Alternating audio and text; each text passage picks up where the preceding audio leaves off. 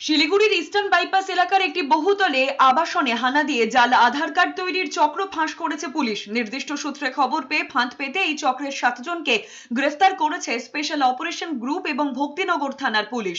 অভিযানে ছিল আশিঘর আউটপোস্টের পুলিশও।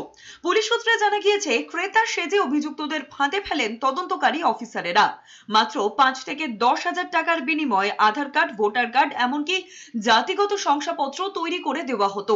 পুলিশ জানিয়েছে, এই জালিয়াতি চক্রটি পরিচালিত হতো চিত্তরঞ্জন সরকারের মালিকানাধীন উষা ডিজিটাল ফটো স্টুডিও থেকে, যা অবস্থিত ঢাকেশ্বরী মন্দির সংলগ্ন ফগদই বাড়িতে। এখান থেকেই উদ্ধার হয়েছে বিপুল পরিমাণে নকল নথিপত্র।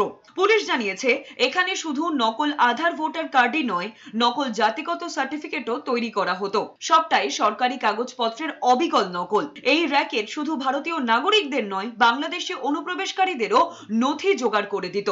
কাদের কাদের জন্য এই জাল নথি তৈরি করা হয়েছিল সে ব্যাপারে খোঁজ নিচ্ছে পুলিশ।